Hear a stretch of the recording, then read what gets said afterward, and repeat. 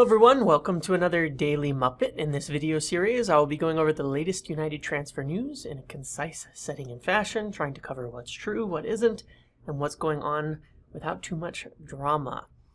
I've got my microphone a little bit in the screen here as I'm trying to just improve the audio and get it to be a little less tinny. So I hope it's not too much of a distraction. And I wanted to start again today to talk about the manager situation. I put out an article yesterday covering kind of the latest on the Ten Hag situation, what's going on there. And I wanted to explain the situation because people are asking, after PSG's absolute collapse against Real Madrid, is Pochettino no longer in the running for the job? Will it be held against him? Here's the simplicity of it. The people who wanted Pochettino in the first place are going to be undeterred by this result at Manchester United. They wanted Pochettino in November. They tried to get him. They had it lined up, essentially looking to line it up for the summer. They wanted him in 2020. They wanted him in 2019. They didn't want Pochettino for whatever he was doing this season. And they weren't testing him based on his results at PSG right now. So given that situation, his standing really hasn't changed, except he's more available than he was before. And I'll go over a bit of a scenario here. And look, I know that people may think I'm a bit pro-Pochettino in the things that I'm saying, but this is the reality of the factor, and it's what's come out from most of the reliable journalists as well, that it has not changed the situation with Pochettino. On the other hand, here's where I have some information on Ten Hag. There were more discussions with his representatives throughout the week, and on his side, the understanding is that his camp believes he has a shot to win the job. That if he can keep impressing over the next few games, get some good results, go through in the Champions League, it will go a long way towards convincing people with doubts over his ability to take the next step. So he could potentially move above Pochettino with a run of good results here. But he is very much being looked at based on what happens this season, because he's very hyped and very admired for what is happening this season. If he were to collapse, if Ajax were to lose at the weekend, get knocked out by Benfica, it wouldn't reflect well upon him, because the only reason he's even being considered is because he's so successful right now, this season. So that success has to continue. I'm not saying you have to agree with it. I'm not trying to make it one way or another. Just that's the reality of the situation. So that's good and bad for him. Pochettino's been admired for, and by the board and by the football people at the club, for his managerial career so far, for what he did at Spurs, for what he did at Southampton, whereas Ten Hag is being admired for what he's doing right now. And that is important. Now, I want to just talk about one thing, because there's some debate, and there are some accounts out there, YouTubers, people who with connections to the club, who are talking about the possibility that right now Pochettino is agreed and confirmed to Manchester United as the next manager. And I'm not going to argue or endorse what they're saying on that. It's not my place to. That's not my information. But there is a scenario where what has occurred is United talked to Pochettino, offered him the job, and lined it up for summer, which they did in November. They did offer him the job. They were lining it up for summer. They didn't speak to anybody else in terms of representatives or anything like that until the end of February. And when they started speaking to other representatives like Ten Hag, what was happening at that time? You were getting reports from PSG while the Champions League round was ongoing and it looked like they might go through against Madrid, that they were not willing to let Pochettino go, and that it might be very expensive or very difficult to get him out of Paris. So you could come up with a scenario, because of how United operate, where they offered him the job, they lined it up, it started to look difficult because of PSG, so they started sounding out the alternatives, talking to Ten Hag, talking to the representatives. Then he loses. Then he's sit. to be sacked by PSG, according to Paul Hurst and some people at the Times last night, which is a big piece of news, actually, that he is set to be sacked. Whether it's now or at the end of the season, he's losing his job. That means he's available. And then you go back to what did we just talk about? That United had spoken to Pochettino, had offered him the job, and the concern was only whether or not they could get him out of PSG. They did offer him the job in November. They did try to get him in November. So it would be easy to draw a line there, right or wrong, to say that they offered him the job, it was agreed. When PSG thought they couldn't, when they thought they couldn't get him out of PSG, they started looking at alternatives, doing due diligence just in case. Now that PSG is going to sack Pochettino, that it's agreed and he's becoming the next manager. And there are people out there basically saying this is the case, people who do have connections to the club.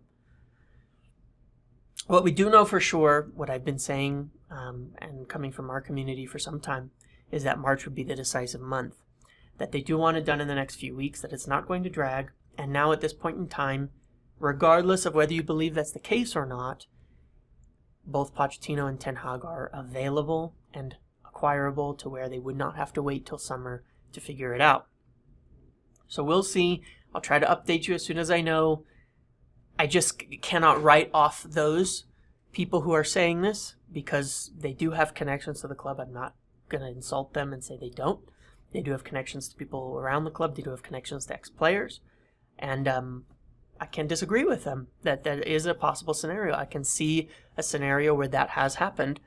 But at the same time, United spoke with Ten Hag's camp and representatives around him fairly recently.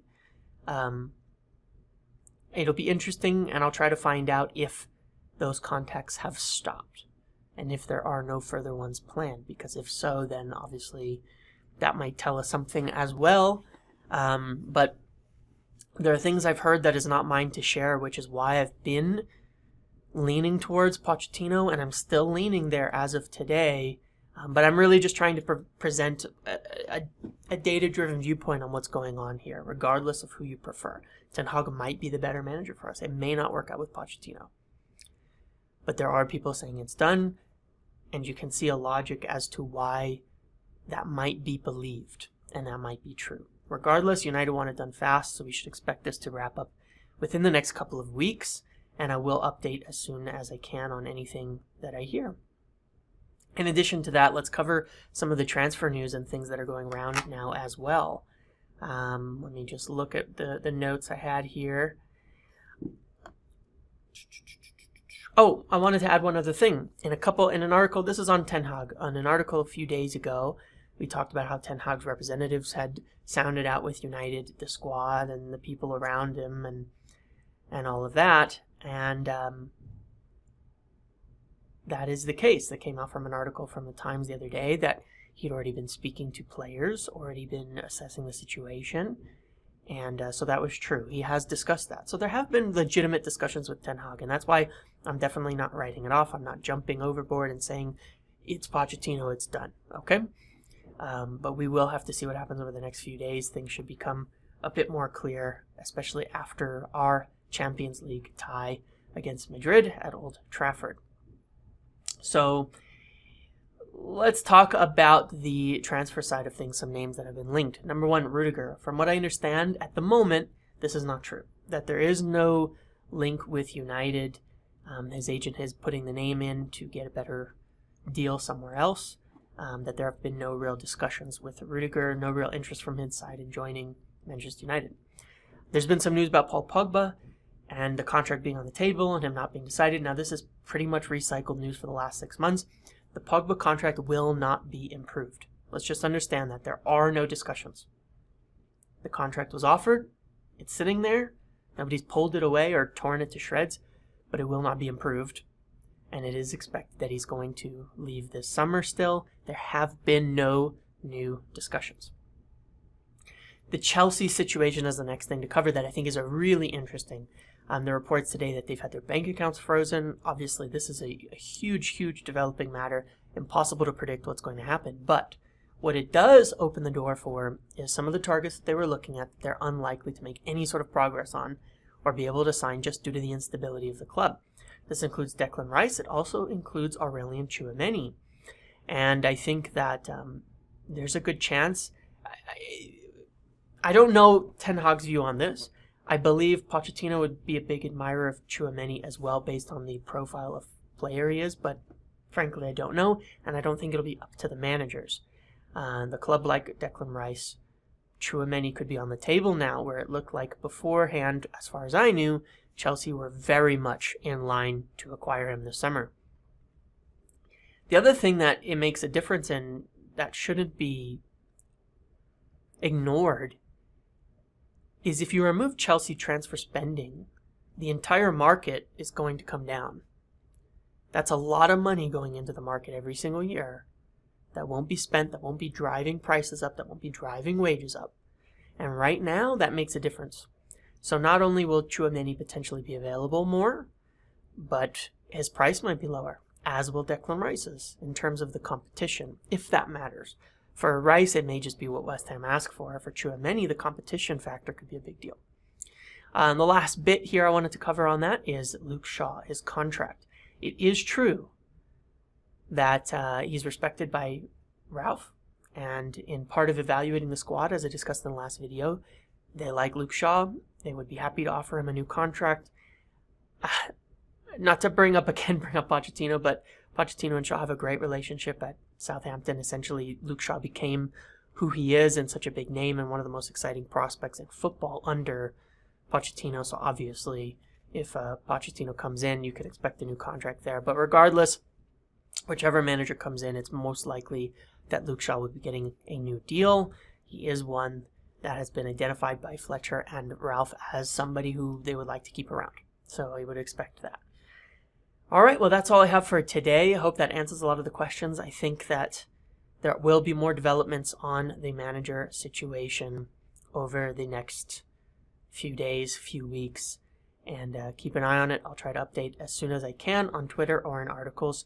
So thank you for watching. Make sure to like, subscribe, turn on notifications, leave any comments and questions below, and I'll see you around. Thank you.